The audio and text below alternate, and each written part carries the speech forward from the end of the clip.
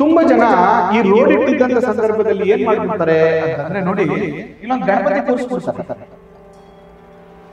ಯಾವುದೇ ಕಾರಣಕ್ಕೂ ಈ ತಪ್ಪುಗಳನ್ನ ಮಾಡಬೇಡಿ.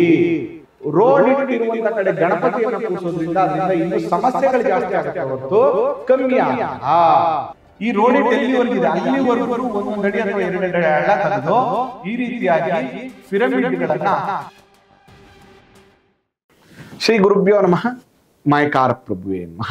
ಗಣೇಶ ದೇವಿ ವಾಗ್ದೇವಿ ಮಮ ವಾಕ್ಯ ಸಿದ್ಧಿ ಕುರುಕುರು ಸ್ವಾಹ. ಓಂ ನಮೋ ಭಗವತಿ ಚಾಮುಂಡೇಶ್ವರಿ ಮಲಯಾಳ ಸ್ವರೂಪಿಣಿ ಸರ್ವಸಿದ್ಧಿಕಾರಿಣಿ ಸತ್ಯಂ ಬ್ರೂಹಿ ಸ್ವಾಹ. ವಾಸ್ತು ಪುರುಷಾಯ ವಿದ್ಮಹೇ ಕ್ಷೇಮಂಕರಾಯ ಧೀಮಹಿ ತನ್ನೋ ವಾಸ್ತು ಪ್ರಚೋದಯಾತ್. ಆರಾಧ್ಯ ದೈವನಾಗಿರುವಂತಹ ಮಲೆ ಮಹದೇಶ್ವರರ ಮನದಲ್ಲಿ ನೆನೆಯುತ್ತಾ ವಿದ್ಯಾ ಗುರುಗಳ ತಂದೆ ತಾಯಿಯ ಪಾದಾರವಿಂದಗಳಿಗೆ ನಮಸ್ಕಾರವನ್ನು ಮಾಡ್ತಾ ಜಗದ್ಗುರು ಪಂಚಾಚಾರ್ಯರನ್ನ ಬಸವಾದಿ ಶರಣರನ್ನ ಮನದಲ್ಲಿ ನೆನೆಯುತ್ತಾ ನನ್ನೆಲ್ಲ ಪ್ರೀತಿಯ ಯೂಟ್ಯೂಬ್ ವಾಹಿನಿಯ ವಾಸ್ತುವಿಜ್ಞಾನ ಕಾರ್ಯಕ್ರಮದ ವೀಕ್ಷಕ ಬಂಧುಗಳ ಅಂತರಾತ್ಮಗಳಿಗೆ ನಿಮ್ಮ ಮುಗುರು ಮದ್ದು ದೀಕ್ಷಿತ್ ಮಾಡುವಂತಹ ಪರಿಪೂರ್ಣವಾದಂತಹ ನಮಸ್ಕಾರಗಳು.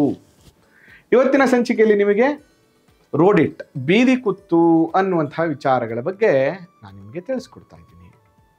ನೋಡಿ, ರೋಡ್ ಇಟ್ ಅನ್ನೋದು ಇದೆಯಲ್ಲ, ನಮ್ಮನ್ನ ತುಂಬಾ ಅಭಿವೃದ್ಧಿಯನ್ನ ಕೂಡ ಮಾಡುತ್ತೆ. ಆ ಮನೆಗೆ ಹೋದ್ಮೇಲೆ ನಮ್ಮ ಸಂಪೂರ್ಣವಾಗಿ ನಾಶವನ್ನ ಕೂಡ ಮಾಡುತ್ತೆ. ಹಾಗಾದ್ರೆ ಇವತ್ತು ನಾನು ನಿಮ್ಗೆ ತಿಳಿಸ್ಕೊಡ್ತಾ ಇರುವಂಥದ್ದು ಅಶುಭ ಬೀದಿ ಕುತ್ತು. ಆದ್ರೆ ಕೆಟ್ಟ ಬೀದಿ ಕುತ್ತು ಅಂದ್ರೇನು, ಮುಖ್ಯವಾಗಿರುವಂತಹ ಪೂರ್ವದಲ್ಲಿ ರೋಡ್ ಇಟ್ಟೆಲ್ಲಿರಬಾರ್ದು ಅನ್ನುವಂಥ ವಿಚಾರವನ್ನು ತಿಳಿಸ್ಕೊಡ್ತಾ ಇದ್ದೇನೆ. ಅದಕ್ಕಿಂತ ಮುಂಚೆ ನೀವು ಸಬ್ಸ್ಕ್ರೈಬ್ ಆಗಿ ಮತ್ತು ಶೇರ್ ಮಾಡಿ ಸಪೋರ್ಟ್ ಮಾಡಿ. ನೋಡಿ, ಇದು ಪೂರ್ವ ಕಾಣಿಸ್ತಾ ಇದೆಯಲ್ವಾ ನಿಮ್ಮೆಲ್ಲರಿಗೂ? ನೋಡಿ, ಇದು ಪೂರ್ವ ದಿಕ್ಕು. ಆ ಪೂರ್ವ ದಿಕ್ಕಲ್ಲಿ ನಮ್ಮ ನಿವೇಶನ ಅಥವಾ ನಮ್ಮ ಮನೆ ಇಲ್ಲಿದೆ. ನಮ್ಮ ಮನೆ ಮತ್ತು ನಮ್ಮ ನಿವೇಶನ ಅಥವಾ ನಮ್ಮ ಮನೆ ಇಲ್ಲಿದೆ. ಮನೆ ಕಟ್ಬಿಟ್ಟಿದೀವಿ ಅಥವಾ ನಮ್ಮ ನಿವೇಶನನೇ ಹೀಗಿದೆ ಅಂತ ಇಟ್ಕೊಳ್ಳೋಣ. ನೋಡಿ, ಇದೊಂದು ರಸ್ತೆ, ಇದು ಒಂದು ಬ್ಯೂಟಿಫುಲ್ ರಸ್ತೆ, ಇದು ಪೂರ್ವದ ರಸ್ತೆ, ಇದು ಅಂದ್ರೆ ಉತ್ತರ ದಕ್ಷಿಣದ ರಸ್ತೆ.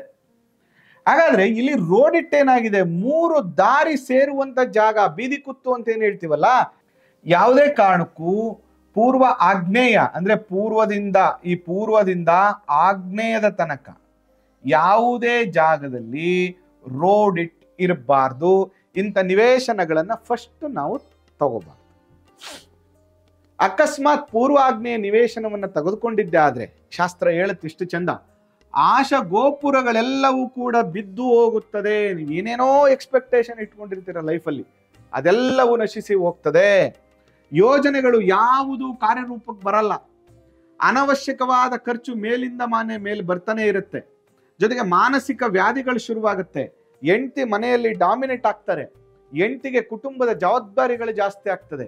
ಈ ಹೊಸ ಮನೆ ನಿವೇಶನ ತಗೊಂಡ್ಮೇಲೆ ಗಂಡನ ಕೆಲಸ ಹೋಗುವಂಥದ್ದು, ಅಥವಾ ಗಂಡ ಮಾನಸಿಕವಾಗಿ ಚಿಂತೆಗೀಡಾಗುವಂಥದ್ದು, ಗಂಡ ಸಂಪಾದನೆಯಲ್ಲಿ ಮನೆಯಲ್ಲಿ ಕೂರುವಂತಹ ಒಂದು ಪರಿಸ್ಥಿತಿ ಬರುವಂಥದ್ದು, ಅಥವಾ ಅತಿಯಾದ ಸಂಪಾದನೆಯಿಂದ IT ರೈಡ್ ಆಗುವಂಥದ್ದು, ಹೆಣ್ಣು ಮಕ್ಕಳಿಗೆ ವಿಶೇಷವಾದಂತಹ ರೋಗ ಬಾಧೆಗಳು, ಹೆಣ್ಣು ಮಕ್ಕಳಿಗೆ ವೈವಾಹಿಕ ಜೀವನದಲ್ಲಿ ಸಂಕಷ್ಟಗಳು, ಹೀಗೆ ಅನೇಕ ಸಮಸ್ಯೆಗಳನ್ನ ನೀವು ಅನುಭವಿಸ್ಬೇಕಾಗ್ತದೆ.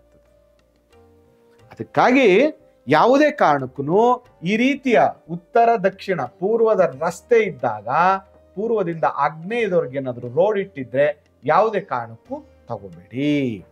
ತುಂಬಾ ಜನ ಈ ರೋಡ್ ಇಟ್ಟಿದ್ದಂತ ಸಂದರ್ಭದಲ್ಲಿ ಏನ್ ಮಾಡ್ಬಿಡ್ತಾರೆ ಅಂತಂದ್ರೆ ನೋಡಿ, ಇಲ್ಲೊಂದು ಗಣಪತಿ ಕೂರಿಸ್ಬಿಡ್ತಾರೆ. ಯಾವುದೇ ಕಾರಣಕ್ಕೂ ಈ ತಪ್ಪುಗಳನ್ನ ಮಾಡಬೇಡಿ. ರೋಡ್ ಇಟ್ಟಿರುವಂತ ಕಡೆ ಗಣಪತಿಯನ್ನ ಕೂರಿಸೋದ್ರಿಂದ ಅದರಿಂದ ಇನ್ನೂ ಸಮಸ್ಯೆಗಳು ಜಾಸ್ತಿ ಆಗುತ್ತೆ ಹೊರತು ಕಮ್ಮಿ ಆಗಲ್ಲ. ಯಾವುದೇ ದೇವರುಗಳನ್ನ ರೋಡ್ ಇಟ್ಟಿರುವಂತ ಜಾಗದಲ್ಲಿ ಕೂರಿಸಬಾರ್ದು. ಹಾಗಾದ್ರೆ ಏನ್ ಪರಿಹಾರ ಮಾಡ್ಕೋಬೇಕು ಬನ್ನಿ ತಿಳಿಸ್ಕೊಡ್ತೀನಿ. ಈ ರಸ್ತೆ ರೋಡ್ ಇಟ್ಟವರೆಗೂ ಸುತ್ತ ಉದ್ದಕ್ಕೆ ಗಿಡಗಳನ್ನ ನೆಡಬೇಕು, ಮರಗಳನ್ನ ನೆಡಬೇಕು. ಈ ರೋಡ್ ಇಟ್ಟು ಮುಚ್ಚೋಗೋ ತರ ಮರಗಳನ್ನ ನೆಡಬೇಕು. ಇಲ್ಲ, ಮರಗಳನ್ನ ನೆಡಕ್ಕಾಗಲ್ಲ ಅಲ್ಲಿ, ಅವಾಗ ಏನ್ ಮಾಡ್ಬೇಕು, ನಿಮ್ಮ ಕಾಂಪೌಂಡ್ ಇದೆಯಲ್ಲ, ಈ ಕಾಂಪೌಂಡ್ ಒಳಗಡೆ ಈ ರೋಡ್ ಇಟ್ ಎಲ್ಲಿವರೆಗಿದೆ ಅಲ್ಲಿವರೆಗೂ ಒಂದೊಂದು ಅಡಿ ಅಥವಾ 2 ಅಡಿ ಹಳ್ಳ ತೆಗೆದು ಈ ರೀತಿಯಾಗಿ ಪಿರಮಿಡ್ಗಳನ್ನ ಹಾಕ್ಬೇಕು. ಈ ರೀತಿ ಹಾಕಿದಾಗ ಏನಾಗುತ್ತೆ ಅಂದ್ರೆ ಇಲ್ಲಿ ಒಂದು ವರ್ಚುವಲ್ ಎನರ್ಜಿ ಕ್ರಿಯೇಟ್ ಆಗುತ್ತೆ. ಆಗ ಇಲ್ಲಿಂದ ಬರುವಂತ ನೆಗೆಟಿವಿಟಿ ಕಮ್ಮಿ ಆಗುತ್ತೆ. ಅದಕ್ಕೋಸ್ಕರ ಈ ರೀತಿ ಪರಿಹಾರಗಳನ್ನ ಸದ್ಯಕ್ಕೆ ಮಾಡ್ಕೊಳ್ಳಿ.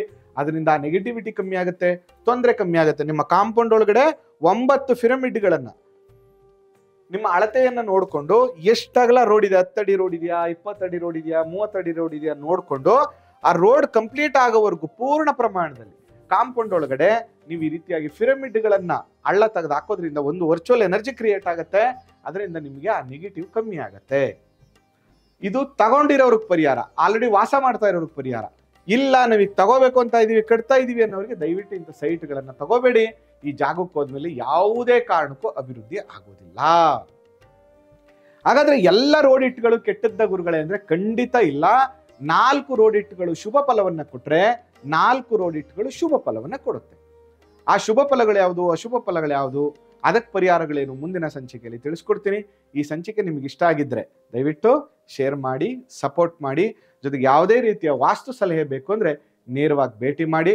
ಹಾಗೆ ಮೆಸೇಜ್ ಅಲ್ಲಿ ಒಂದು ವಾಸ್ತು ಪುರುಷಾಯ ನಮಃ ಅಥವಾ ನಿಮಗೆ ಕಾರ್ಯಕ್ರಮದ ಬಗ್ಗೆ ನಿಮಗಿರುವಂತಹ ಅಭಿಪ್ರಾಯಗಳನ್ನು ತಿಳಿಸಿ ಅಂತ ಹೇಳ್ತಾ ಈ ಸಂಚಿಕೆಯನ್ನು ಮುಗಿಸ್ತಾ ಇದ್ದೇನೆ. ಆ ಮಲೆ ಮಹದೇಶ್ವರ ಅನುಗ್ರಹ ಸದಾ ನಿಮ್ಮ ಮೇಲಿರಲಿ. ನಮಸ್ಕಾರ.